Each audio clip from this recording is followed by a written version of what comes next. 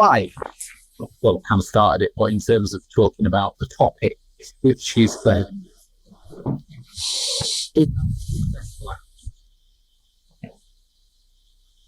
what makes a successful app, what's the good pathway to make one. You've got an existing one, what things should you be doing? Hello, Bill. How many employees do we have at Applify? Across all teams, don't quote me, but it's about 54, I think.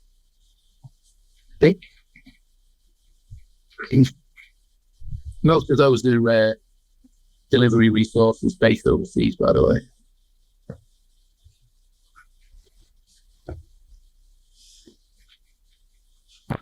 Right, we've got a good number on. Welcome, everybody, to Applify's live stream. My name's Chris Williams. I am one of the, well, in fact, I'm the only non-exec, non-executive director here at Applify Digital. We are an app development company that provides app development services to businesses. We are based in Ireland. That's where our kind of headquarters is. Joining me is Carl Moyden, our CEO, but he's not arrived just yet. And alongside him is Max Lewis. Max runs and looks after all our social media and organises these live sessions. Feel free to fire in some questions as we go along tonight. And of course, we will answer those. Each week we go live to provide insights, guidance and advice. I'm not based in Ireland, by the way, so I'm just based in Ireland. I'm actually in the UK. Max is also in the UK. And Carl is here. He's joined us. Welcome, Carl. Hello, everybody. So each week we go live to talk about helping people with their app development projects. And the purpose and mission of these lives is to deliver you value. So I'll give a brief introduction to everybody. Max, do you want to say hello and tell the viewers all about you? I'm Max. I'm here on effectively a work placement. I've done 2 years of university, and as sort of Chris mentioned, I sort of do all the content, all of that sort of behind the scenes stuff. For the sake of recording of this as well, I'm going to be noting down any questions. Should you want to be in these sessions live, we run them every Thursday at 7. Come along, ask your questions, and we'll be answering them, and we're noting them down so that we don't miss any of them. Brilliant. Alongside Max is Carl.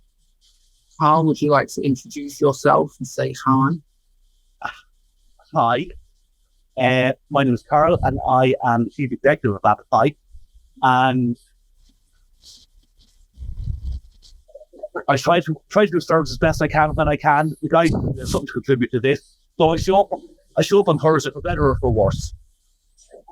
My name is Chris Williams. I am Carl's co-director. I sit as a non-exec. I don't work in the business day-to-day. I run Nova Strategy Consulting, which is our management consultancy business based in the UK. But I am the one that is the face of the live each week, for better or for worse. And I am your hostess, allegedly with the mostess or host, whatever. So tonight's live is all about successful mobile apps, and the kind of vision and mission of this session is really to provide you with some guidance and insight as into what makes a really good, successful mobile app. So we're going to be covering all aspects of it. So we'll cut straight into it. Max, are you going to be poising the questions and Carl and I answer succinctly and quickly before then deep diving into each? Is that how you'd like to do it this week? I think that's how we'll do it, yeah. And I'll sort of come to you both for any inputs you might have, maybe any examples that come with. If I just sort of set a brief, just for anyone that's in this live stream wanting to know what are we talking about, as Chris has said, it's successful apps. And we've got 5 main points we want to talk about, in addition to any questions that you might be asking along the way, which are: what are the different ways which we can measure the success of a mobile app? How can we maximise our chance of creating a successful app? Do you need to update your app often for it to be successful, and if so, why? How can we validate the need for an app to increase its chances? I'm really struggling with that successful word today. The chances of a successful app, and what efforts can I make outside of my app to increase its chances of download, such as marketing and building communities? So if anyone does have questions as we go along, drop them in the chat and we'll be noting it down. Okie dokie. So, first one then, Max, fire away. I'm getting my notes out so I can write down. No worries. So what are the different ways that we can measure a successful app, or how successful an app is? So, quick fire answer from me. Different ways to measure the success of a mobile app. The primary one for me is all about adoption. You've got to get adoption. And then secondary to that, it's maintaining that adoption. Yeah. If I was asked the question, I would say there's probably a number of ways to answer it. And I suppose the core question is, what are the actual objectives of the business? If the objectives of the business are to drive efficiencies, and the app helps to drive efficiencies, that could be raised to the level of success, even though it doesn't actually add anything in terms of monetary value to the revenue line of the company. But money is the obvious answer, particularly if it is a commercial application. How much do we envisage this app adding to the business bottom line? Does it do that or doesn't it? I mean, it's probably the easiest way. Oh, I think we might have just lost Carl a bit there. I think we lost you there, Carl. We're back. How are we now? Yes. You're all good. For all kinds of other reasons. So, for example, in the last couple of years, we've built a couple of apps that really have they're not designed to deliver monetary value back to the promoters of the business. One of them is a gambling addiction behavior management app, and another one is a mental health optimization app. I know that neither of the other promoters set up the business in the first instance to make a whole pile of money. They just wanted to make a difference. They wanted to help. So, in the case of the first app, I know that those guys measure every single person that they help with the gambling addiction as a win. So, so the bottom line is, does an app need to deliver monetary value? Does it need to drive efficiency? Does it need to do the things that we talk about mostly in relation to apps? No, it doesn't. What are the objectives of the business? How can the app help to deliver on some of those objectives? And then how do you measure the impact of the application against those objectives? That's where you discover whether it's successful or otherwise. Yeah. I think it's really interesting. I think it's hopefully something which we'll explore throughout the course of this as well, which is success might mean different things for different people, and it does depend upon those objectives that you set out in the first place. And I guess in that sort of breath, it's how able are you to achieve those objectives that you set out initially. But I think, Chris, do you have anything to add on that? Or yeah, I mean, to elaborate on it, I'm going to hone in on the adoption piece. The single biggest contributing failure to technology solutions, if you like, apps failing, is the lack of adoption. Because if you've got adoption, if you've got users, then that means that the app is ultimately successful. Now, whether or not your app's is a commercial gain, whether it's a charity, ultimately there will be a set of performance metrics that determine its success beyond the user adoption piece. But of course, adoption is everything. If you don't have users, you don't have a bit of, I'm going to phrase it as a business. If you don't have users, you don't have a business. Now, if an application is a charitable app, but if we take the example that Carl gave there, it's still a business. It still has to generate revenue of some sort to service, its charitable needs. But ultimately, you've got to get adoption. So, what are the kind of best ways to achieve that? And we can start to deep dive into this. But the priority is to get it into as many users' pockets as possible, and to engage those users and build a community around those users, and then begin to scale it up from that point onwards. And, perhaps we can spend a little bit of time talking about that, because people that have either got applications, people that have got an idea for an app that are then, kind of wanting to go and get it live, that'll probably be quite useful, I'd say. But adoption is the absolute pinnacle of where to start. Brilliant. No, that's really great advice. I think so. I guess talking about the adoption in terms of the early stages, what can we do in these early stages to sort of maximize our chances of creating a successful app? Because we might have a great idea, but the way which we then follow through with our actions, how can we maximize that? I guess what advice we give on a daily basis.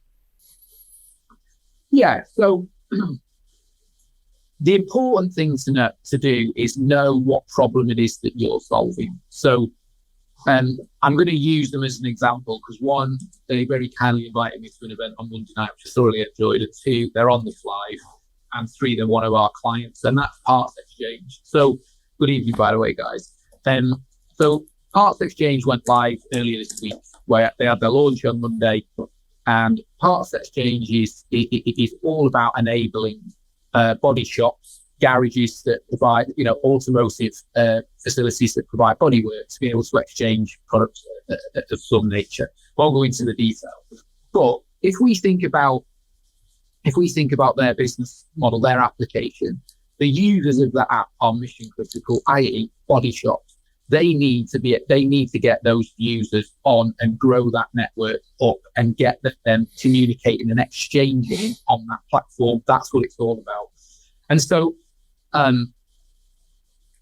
their objective in order to get users and how can they go about it has got to be all about understanding the problem that they're solving, number one. Number two is to then identify who their kind of group of target initial adopters would be. So what they've done is they've launched at an industry event this week. Fantastic way to do it. They've got an active audience of their known ideal target clients, and they can talk to them and say, here's the initial release, here's what it does, get it on your phones, here's a kind of there's an incentive to take it for the first X amount of months, and then that's or month, whatever it is, and that's going to start to build. And that's a classic example of how to do this right now. They've gone on and done this. Now you could take that same example into any business setting and do exactly the same. And so, just to kind of break that down for people, number one, who is my target audience? Who is this application for? Be clear about the problem that you're solving. Number two, so find where those customers hang out. So, for example, if you, like, Parts Exchange has got a captive audience, they know who they are, they're from that business background, they're able to kind of go to an industry event and do it. You could do that. If you don't necessarily have that kind of access, but somebody else in the business world will be selling to those customers. They will have access to that network of customers that you want to sell into.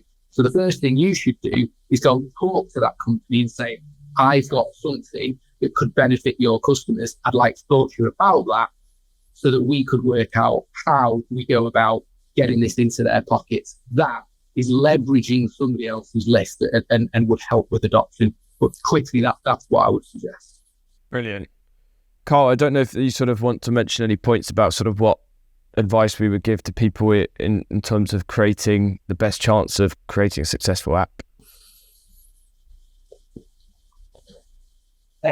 Lots of aspects to that, Max. You're actually going to, Chris has mentioned some of them already, and you're actually going to ask questions in relation to other key success factors as other points on our agenda for tonight.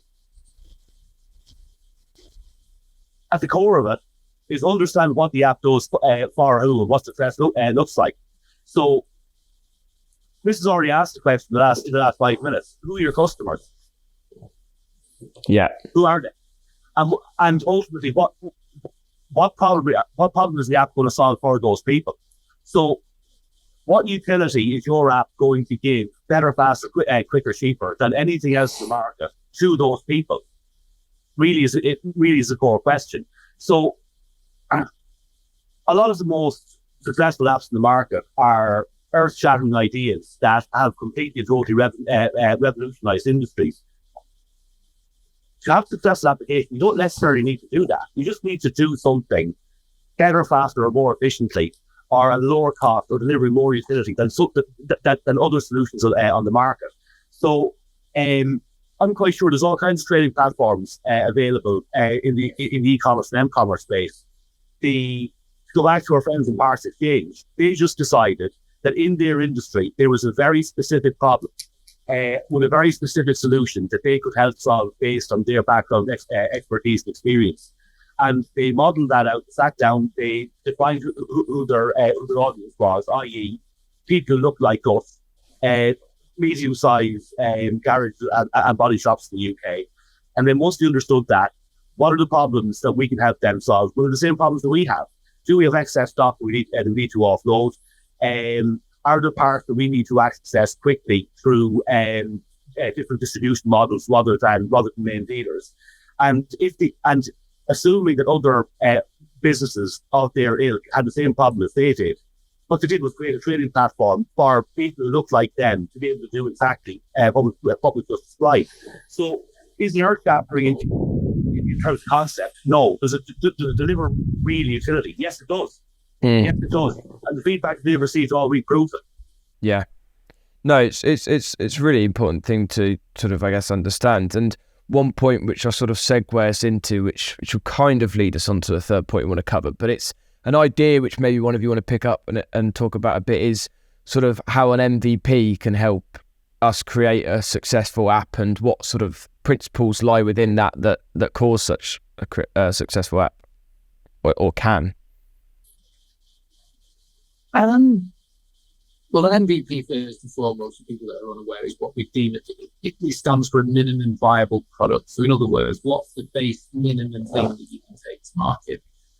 And how that contributes towards the success of your business, of your application, ultimately boils down to the fact that by only launching with the minimum, you're validating what is essentially a hypothesis. Nobody can really launch a product and say they know 100% that the market is going to buy it, take it, like it, and use everything that is in it within that application. So the idea is that you build the minimum, the key things that you want to get out there, and you get that into your customers' hands as quickly as possible, and you create a feedback loop. That's the concept, and it does work. We recommend it highly. What I would add to that, though, there's probably a bit more than just kind of building a minimum viable product. Before you even get into that stage, there are methods and ways in which you can validate your idea, such as proof of concept, talking to your target audience, defining the target audience, making sure that you're solving a problem that people perceive as a problem and things like that. But in short summary, that's the benefit of an MVP and how it contributes towards a ongoing successful application, or certainly lays the foundation. So now, professionally, sort of segueing this, as I planned that in my head, we sort of want to talk a little bit about how, I guess, whether we think that updating your app often or updating it at all can sort of lead to your app being more successful, and if so, why? The reason I sort of say that has relevance is one of the things which we discuss when we talk about using a minimum viable product is you're allowed to sort of, I guess, use your validated learning, which you gain through feedback and experience within the market, to then know how to use your resources best going forwards to update your app. And that might be a way which we can increase success. I don't know if, Carl, you sort of wanted to start with that. I can do, Max, yeah. I suppose we all know from all experience, generally speaking, some greater or less extent, I'm not saying this is universally true, but it more or less is. The apps that we get most value from in our day-to-day lives, we are generally frequently invited to update those applications on a regular basis. So the apps that deliver most utility tend to be those that are updated in the most proactive and regular fashion. Why is that the case? You already mentioned validated learning. Ultimately, we can do all of the business modeling, proof of concept, investigation, all of the market validation, market research, and we can do it all day long. We can spend any amount of time doing that before we actually start the technology product. Does that safeguard against any possibility of failure? The reality is no, it doesn't. And there's all kinds of reasons why that is the case. The only way to prove what the level of adoption of new technology is likely to be is to get in the hands of the right people to see whether or not these people will use it, how they will use it, how frequently they will use it, of what value it is to them, and all of those things. But all of those things need to be optimized on a regular basis for all kinds of reasons. People's requirements change. The market environment in which they're working changes. The technologies available to deliver those utility changes. We work in a very dynamic environment. The market dynamic, the clients are dynamic, the regulatory environments are dynamic, the technology capabilities are dynamic. And that means that the app also needs to be dynamic. And the only way it can be dynamic in terms of delivering utility is by being updated to better service those needs within the changing environment on a very regular basis. So little and often really is the key to this. When you get updates from your favorite applications, if you read what's actually been updated in the App Store, there generally isn't reams and reams and reams of new changes. There's generally a couple of things in this release, a couple of things in the next release, a couple of things in the next release. We tweak and measure. We don't always have to throw in mountains of investment to see if this thing is going to get any better. There's risk in that. It takes too much time.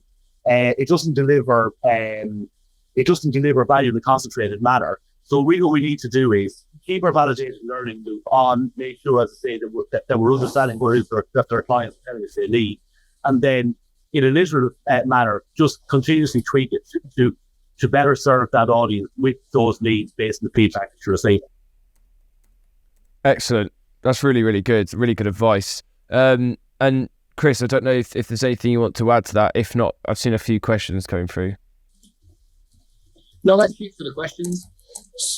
Okay, I was just noting a couple of them down there. So one of the ones which I've got is somebody saying, how do I create ads for my app? Or I guess we could take that a bit further as well, which is how can we market it? I know you kind of touched a little bit upon how you can be creative. What we were saying, Parts Exchanged it this week. It's a form of marketing the app. Yeah, I saw that as well. Yeah, if you've already got an existing application, you can effectively use third-party plugins to serve ads into your app. Just search on Google. There's a large number of them out there. Some better than others. It's not something that we get involved in truth. So I wouldn't be sat here saying use these particular platforms, but there are a number of them out there. I would proceed with caution in regards to that. In regards to creating ads inside of applications, because they're only really worth it if you've got mass adoption of users and you can really genuinely give something of value from those ads. Most applications servicing ads, in my experience, don't typically do that well. So I proceed with caution, but that's how you would do it quickly. Brilliant. And another one which I've seen is, what are the best platforms to use to produce an MVP? Best platforms for a minimum viable product are, well, there are approaches to MVP. If your MVP, so a minimum viable product is something you would release into the market. Okay, so it's a very different to a proof of concept or POC. So proof of concept is what it says on the tin. It wouldn't necessarily have all the back-end architecture, lots of features and whatever else. It'd just be almost the idea to conceptualize so that, one, you could take it to a focus group of known people that you could say, look, here's my idea under NDA. What do you think? Does it solve the problem? Et cetera, and get some feedback, which would then, validate a level of hypothesis to say, well, actually, yes, let's invest in a minimum viable product. Now let's actually go and build something. So that's the first part. So moving to that minimum viable product and getting built, there are a number of avenues for which you can take. Number one, you go to an organization like ours, because what you need to do might be quite complex, and therefore some of the no-code, low-code platforms that are available wouldn't necessarily suit that MVP per se. And so we would then, or somebody like us would go and build that with you and for you and support you on that journey. Another way, if you are low on funds, really need to bootstrap this, super bootstrap it, would be to use no-code stroke low-code platforms. The no-code platforms and low-code do what they say on the tin. You either use minimal amounts of code or none whatsoever. If the GUI interface, the WYSIWYG can just drag and drop different features and it builds the application on the fly. Now that sometimes is enough to validate an idea. Again, proceed with caution. Some of those don't always own the intellectual property to the application, as in the code that's there. That could be easily replicable in those instances, but somebody else who had a very competitive landscape could come in and take it. So just proceed with caution. But that's how you would go about doing it. Brilliant. I just want to make 2 points quickly. First of all, because I can see we've got about 1,500 in here. I'm seeing a lot of people sort of saying, what is this about? What are we talking about?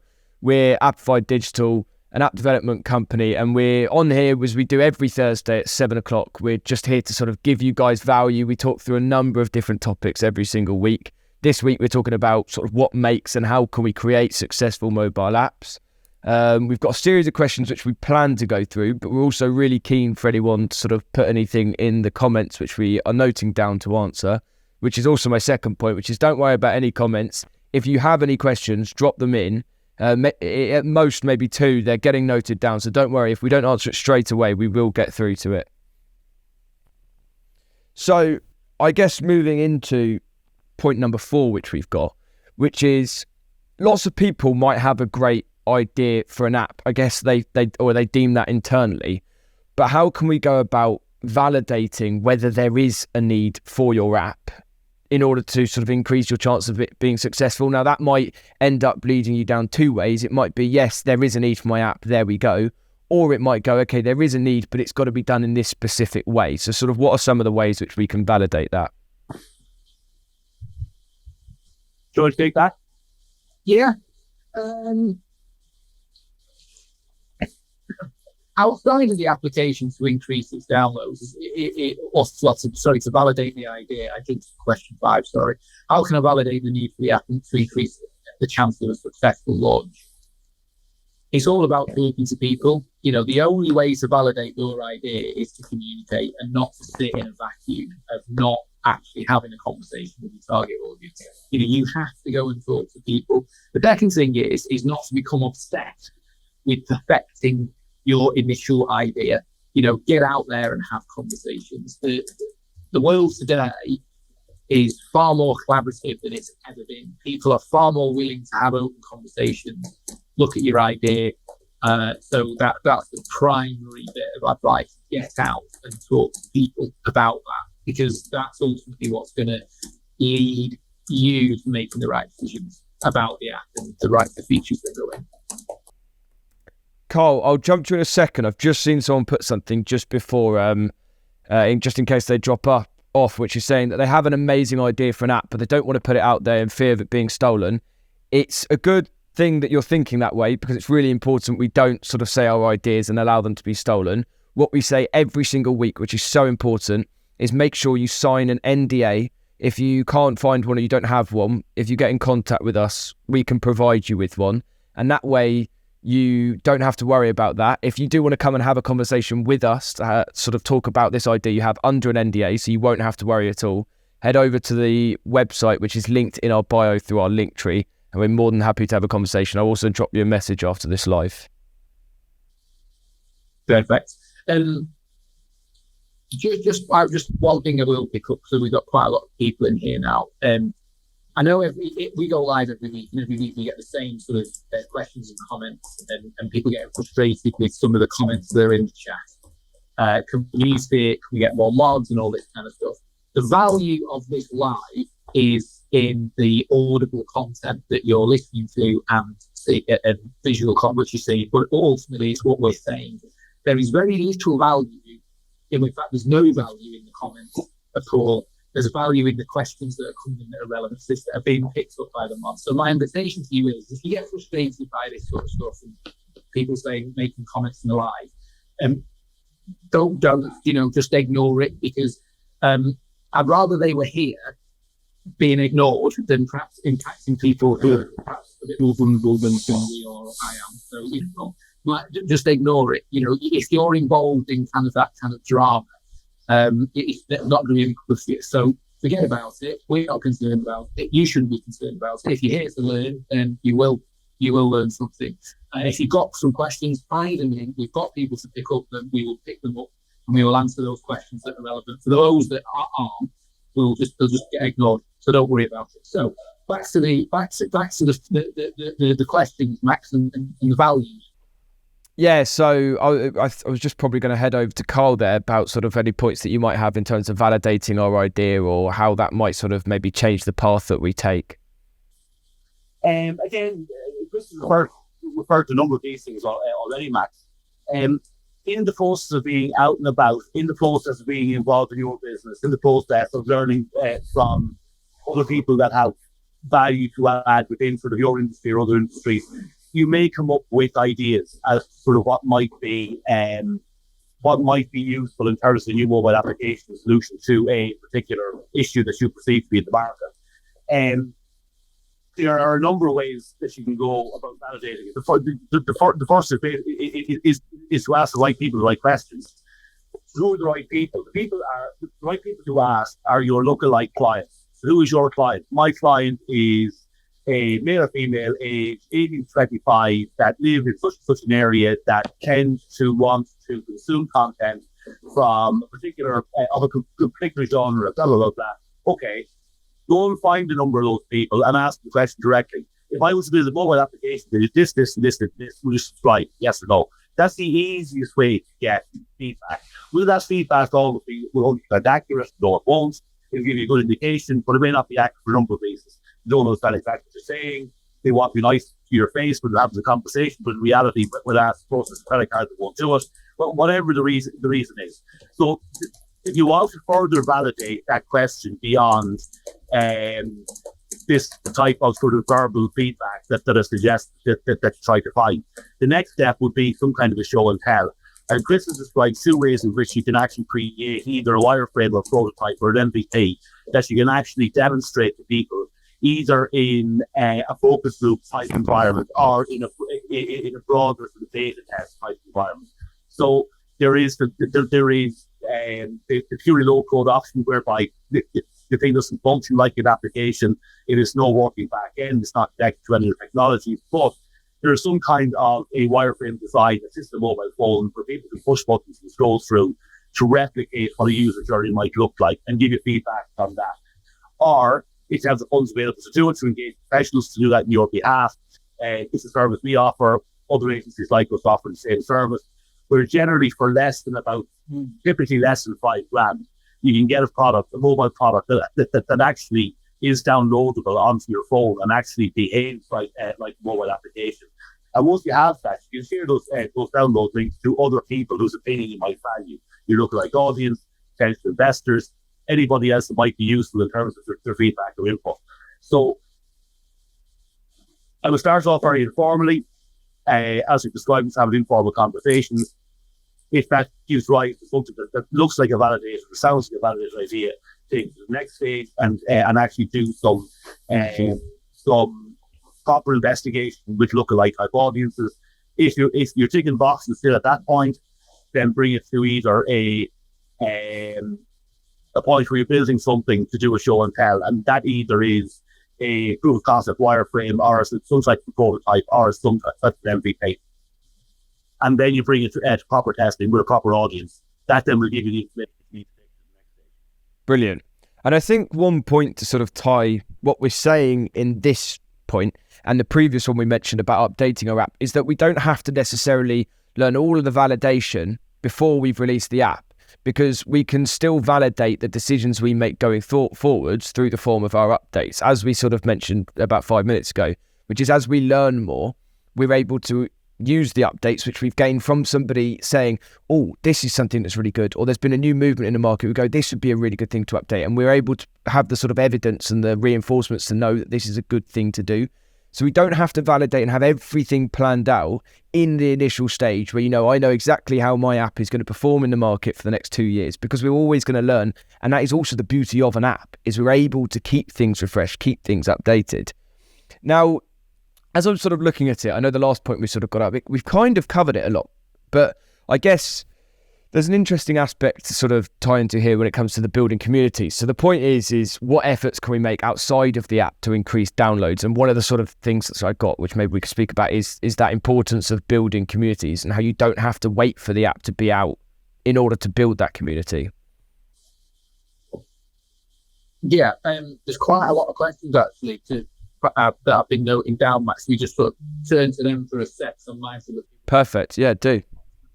I've got 5 or 6 here that we're going to come through. So one of the questions is about advice to get access to get into this industry.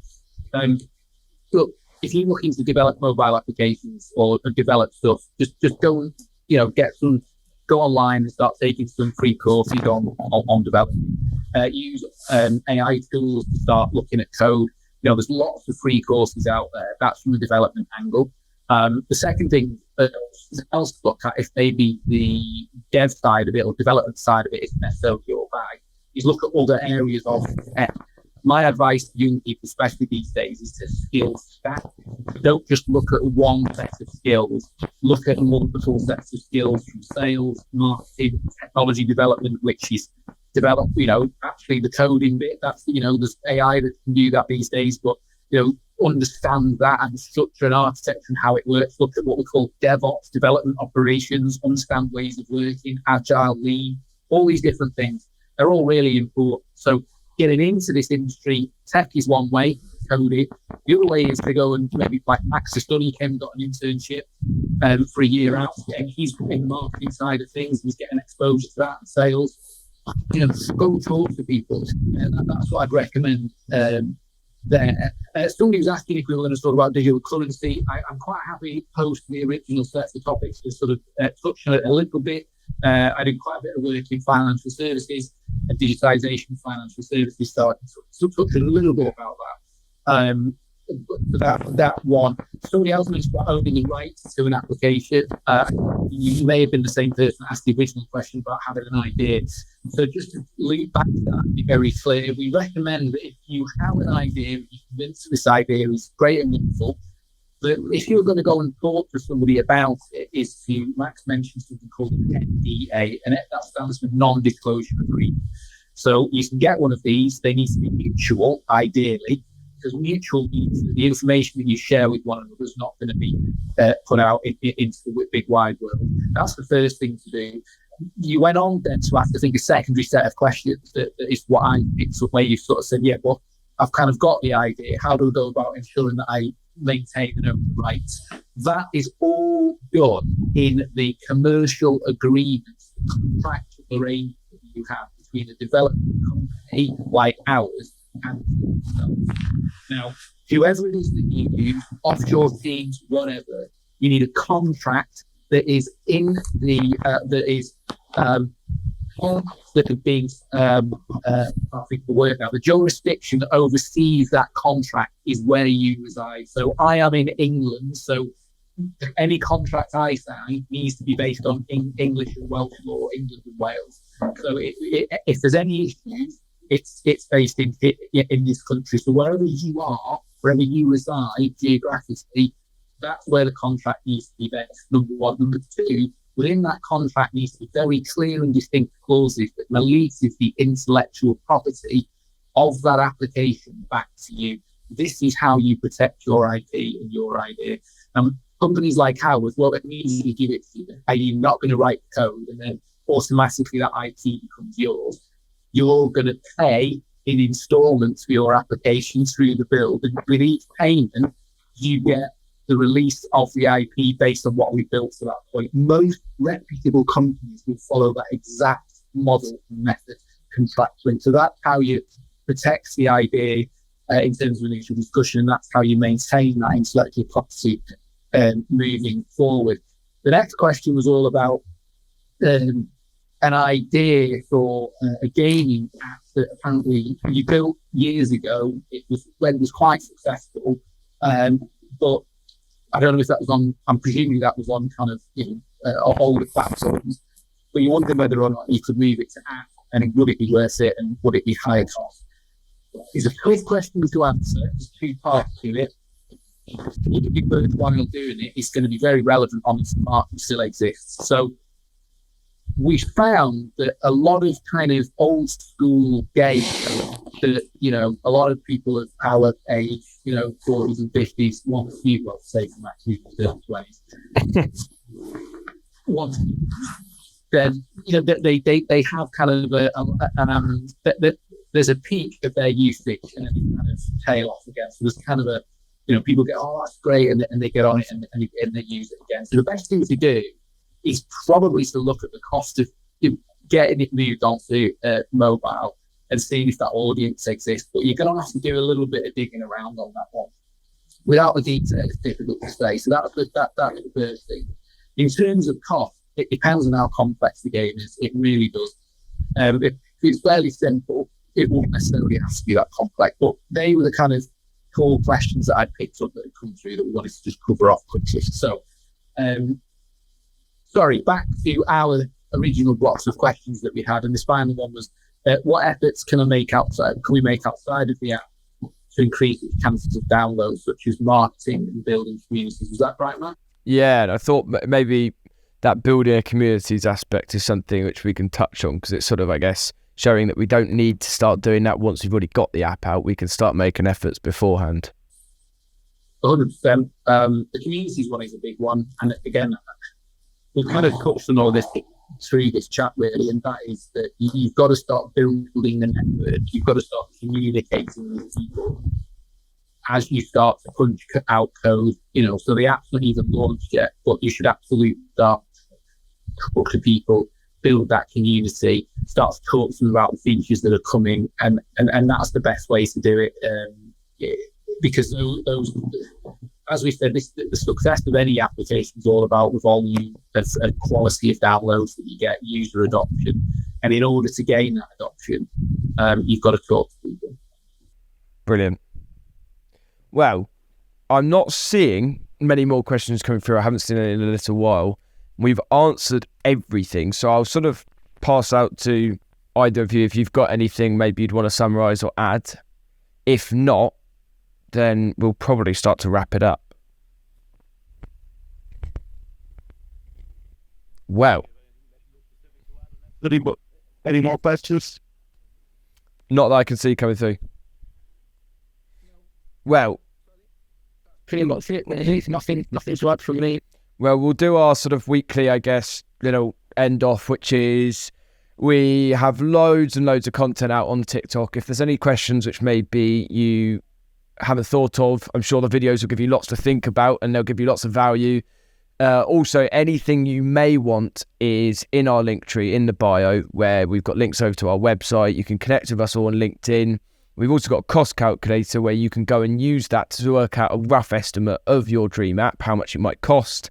The only thing we will say is that for anyone that's joining late and has missed out on what we've sort of been speaking about in this live session, we're going to be getting a full video of it out on our YouTube. There'll be an announcement as to when that goes out. It will probably be Monday, if not sooner, and that will have everything in, and we're going to start doing that from now on. So that'll be over on our YouTube. So to make sure you also don't miss it, give us a follow and follow us over on our YouTube as well. Again, the link's in the bio to make sure you don't miss anything.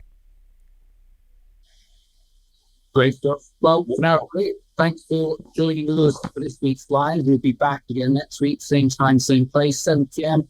next Thursday. For now, thank you once again, and we will see you next week. Take care. Bye-bye.